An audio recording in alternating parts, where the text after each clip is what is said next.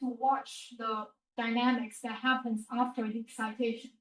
And because they are all synchronized, you can control this delay because the synchronization sets a time zero, and then you can control the delay and vary the time delay in order to make a movie of this dynamic. So, for example, in our study, what we could consider is to excite the sample with the IR pulse that excites vibration spectroscopy, and then you can use either the electron or the X-ray to probe what happens afterwards, to probe whether, because vibration is the start of bond stretching or even bond breaking, and that's something that you can probe with electrons or X-rays. So the current status, I think I forgot to mention that John Mady established this, and then in early 2000, he passed away in 2016, and the lab has been dormant for almost a decade. And myself and Niels Bedolt, another faculty, joined UH last year with a goal to revive this machine. So all the techniques that I just told you are not working right now, so keep your hopes high. Currently, we have one part-time postdoc, and we're hiring 2 full-time postdocs. We have one grad student working on the project of integrating the beam simulations that we have along this machine, integrating it to machine learning algorithms in order to do beam optimization. So if someone comes in and say, we want this special property of the IR pulse or the electron pulse, then we have to tune knobs on the machine to deliver such properties. And we have a research assistant working on specifically on the free electron laser simulation part, and undergrad students helping out with the reviving effort in the lab. So recommissioning beam is restarting. We are testing it daily right now. So what I'm holding here is into the cathode is the source of the electrons. You heat it up and the electrons come out. And we refabricated the cathode, and now we're testing it installed into the gun. And we have some measurement, diagnostic measurement before entering into this Linux set. So we're not there yet. We're sending the beam somewhere around here. And hopefully by next spring, we're able to really send the beam down to the accelerator. And then the end of next year, we'll be targeting the free electron laser recommissioning, which is what generates the IR, and X-ray will be the year after. That's a recent article by Noello, the UH magazine. So if you're interested, take a look. Okay, that's all I prepared today, and I'm open to discussions and questions.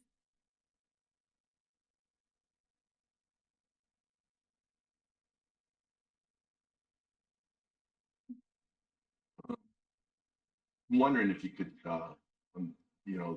push that spectroscopy a little higher energy. Can you get a 44 and look at HH structure? The X-ray? Yeah, no, the IR, like you're talking about, looking at OH and then HCH. So, but what about HH stretches? Well, where is HH? It's 4,400.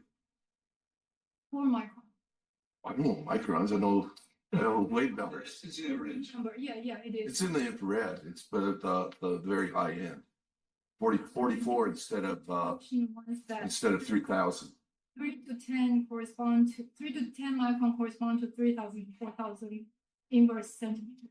If that's the inverse centimeter. Yeah. So about 4,400 is it's right at the edge. So you're looking at lower, like 3 longer wave. No, lower wave, shorter wave. Yeah. I think it's possible, but I have to double check on the calculation.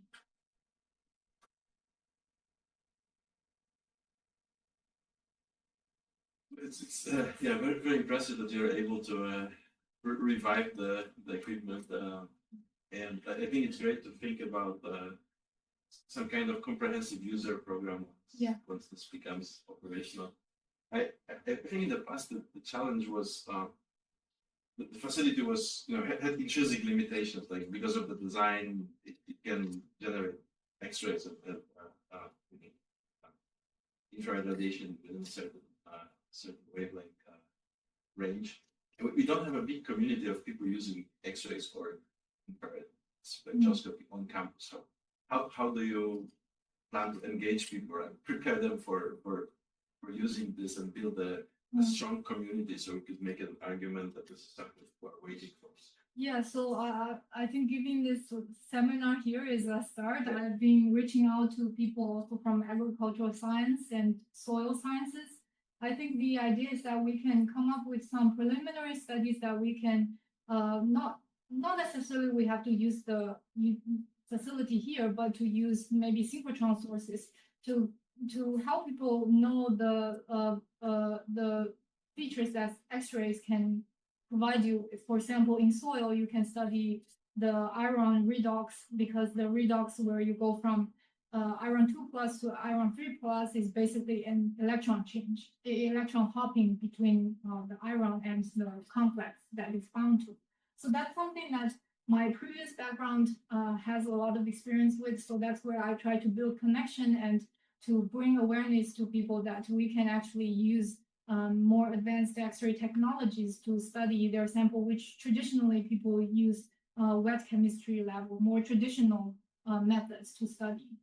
So this overall will offer a more fundamental view of whatever subjects that you're looking at.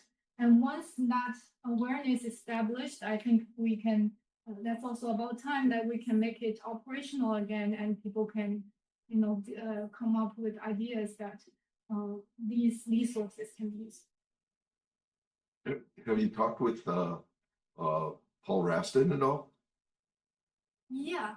Yeah. Well, even before I came, I remember. Yeah. There's something about using IR because he has an FTIR source. Yeah. He's a big time spectroscopist. So lots of tie-ins too with atmospheric and astrochem stuff. Yeah. So I think in your struggle, he'd be a big ally. Yeah. Okay.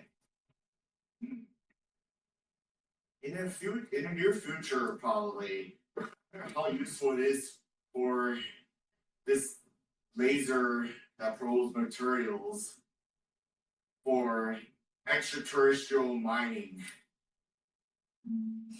How useful is it for extraterrestrial mining to identify minerals?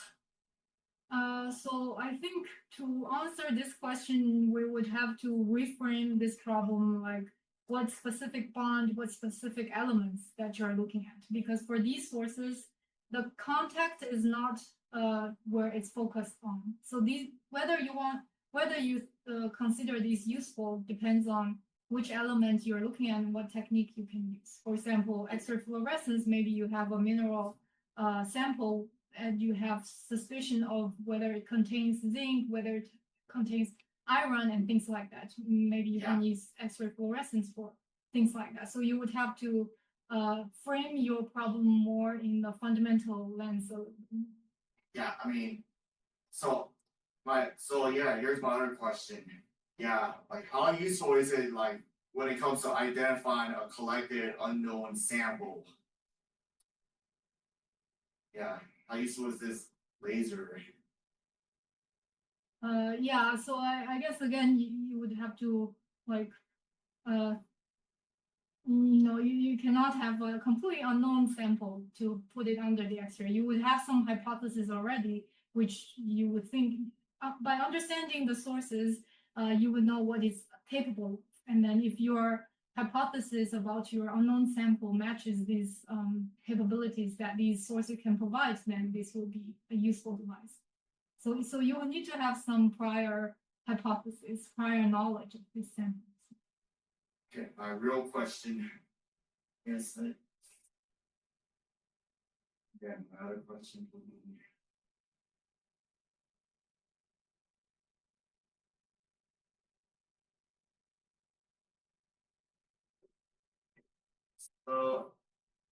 like, what is this useful for stress testing materials or to identify how it's the structure is how the structure of the material is formed. Like structural